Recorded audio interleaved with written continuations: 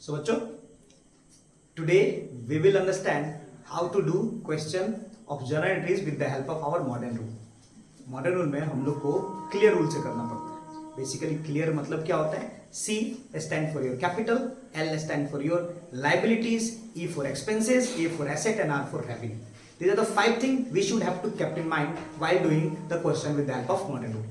So generally हम लोग जब भी मॉडर्न रूल से करते हैं तो आप तो पहले मॉडर्न रूल से या फिर ट्रेडिशनल रूल से आप जर्नल एंट्रीज करो तो आपके दिमाग में एक चीज होना चाहिए कि यू आर द बिजनेस. और जब आप खुद को बिजनेस समझते हो तो आप बहुत इजी तरीके से जर्नल एंट्रीज का करेक्ट आंसर कर पाओगे. सो बेसिकली होता क्या है, जैसे फॉर एग्जांपल मैं यहाँ पे खुद को बिजनेस समझ रहा हूँ, ठीक है, और ये क्वेश्चन है मेरे पास, जो कि क्वेश्चन है परचेज फर्नीचर वर्थ ₹10,000. मैंने यहाँ पे आपका फॉर्मूला को लिख दिया है कि जब आपका इंक्रीज होगा या फिर डिक्रीज होगा तो क्या होगा, ठीक है, मैं आपको करके दिखाता हूँ. सो क्वेश्चन क्या था कि मैंने एक फर्नीचर खरीदा जिसका कॉस्ट था 10 रुपए. अब इसको मैं किस तरीके से इसका जर्नल एंट्रीज करूंगा. आपको बेसिकली ये चीज तो पता है ना कि debit, every debit is having equal and opposite credit. ये तो चीज आपको पता होना चाहिए कि हर डेबिट का एक क्रेडिट होना चाहिए, ठीक है, तभी जाके वो एंट्री सही होता है. सो आपको दो चीज फाइंड करना था, एक डेबिट और एक क्रेडिट, ठीक है.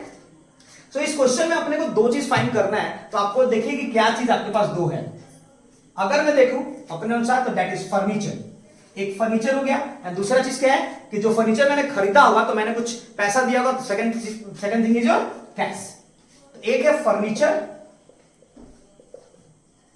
एंड सेकंड क्या है, कैश.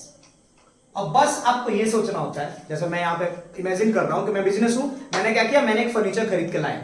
तो फर्नीचर मेरे पास जब आया होगा तो that means furniture has been increase. और फर्नीचर आपका होता क्या है, इस पांचों चीज में देखा जाए CLEAR में से फर्नीचर आपका क्या होता है, तो फर्नीचर हमारा क्या होता है, हमारा एसेट होता है. Furniture is our asset. तो जब वो फर्नीचर मेरे पास आया होगा तो मेरे पास क्या होगा, बढ़ा होगा. देखिए जब आपका फर्नीचर बढ़ता है तो क्या होता है, वो डेबिट होता है, ठीक है, मींस फर्नीचर इज डेबिट. और कैश हमारे लिए क्या होता है, कैश हमारे लिए एसेट ही होता है, वो भी एसेट ही होता है, ठीक है. तो जब मैंने फर्नीचर खरीदा तो एक हाथ से मैंने फर्नीचर लिया होगा और दूसरे हाथ से मैंने उसको कैश दिया होगा. तो मेरे पास फर्नीचर आया मतलब इंक्रीज और मेरे पास से कैश गया, दैट मींस कैश डिक्रीज, ठीक है.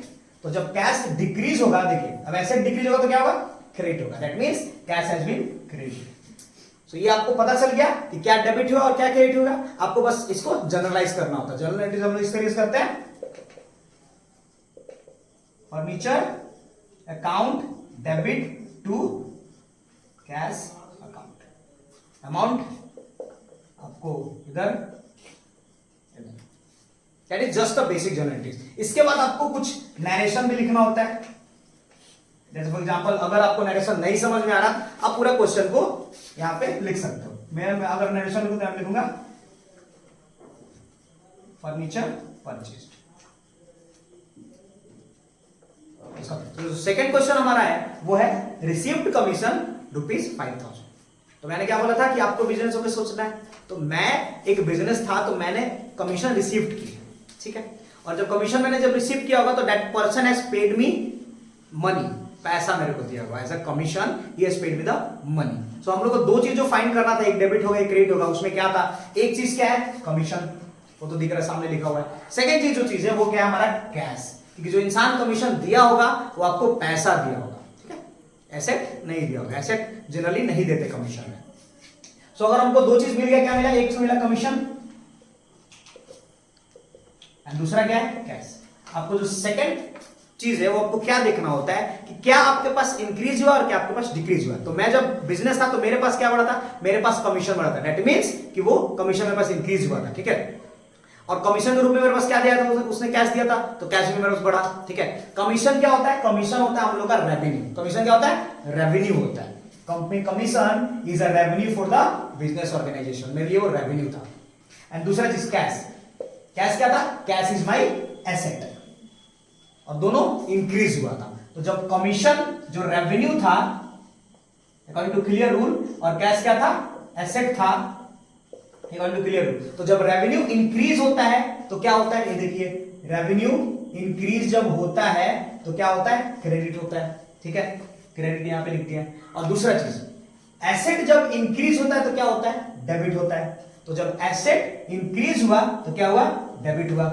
एंट्रीज क्या होगा, एंट्रीज होगा cash account debit to commission account.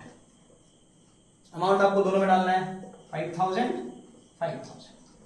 फिर आपको सबसे जो इंपॉर्टेंट चीज है आपको जर्नल एंट्रीज में वो करना है कि आपको एक नरेशन भी लिखना होता है। तो नरेशन आप कुछ भी लिख सकते हैं, लाइक पूरा क्वेश्चन को भी नरेशन में लिखा जा सकता है, मैंने बताया था just. That is commission received.